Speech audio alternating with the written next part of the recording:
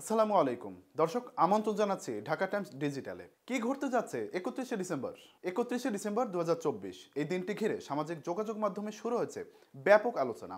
বৈষম্য বিরোধী ছাত্র আন্দোলন ও জাতীয় নাগরিক কমিটির সদস্যরা তাদের পোস্টের মাধ্যমে স্পষ্ট ইঙ্গিত দিয়েছেন বড় কিছু ঘটতে চলেছে। শনিবার সন্ধ্যার পর থেকে ফেসবুকে একের পর এক পোস্ট দিয়ে তারা এই দিনটির গুরুত্ব তুলে ধরছেন।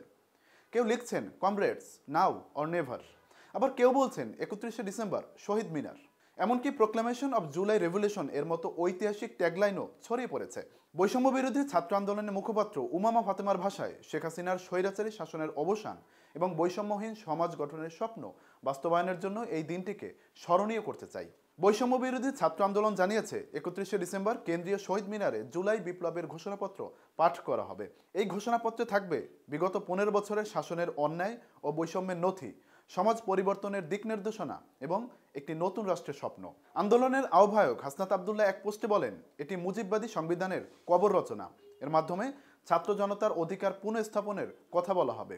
জাতীয় নাগরিক কমিটির মুখ্য সংগঠক সার্জিস আলমও বলেন, এখনই সময় বাংলাদেশের জন্য।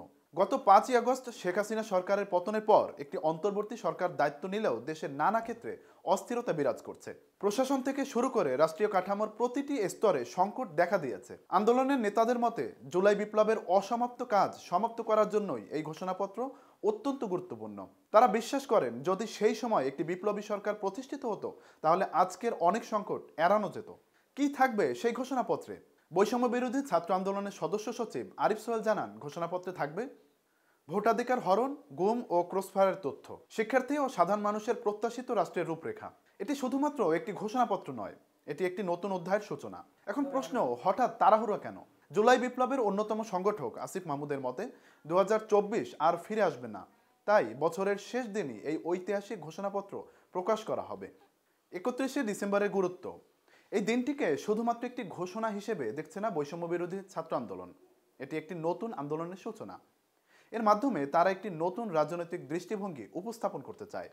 সব মিলিয়ে সবার দৃষ্টি এখন 31শে ডিসেম্বরের দিকে। এদিন যেমন নতুন কিছু সূচনা হতে পারে, তেমনি এই ঘোষণাপত্র রাজনীতির গতানুগতিক কথামালাও হতে পারে।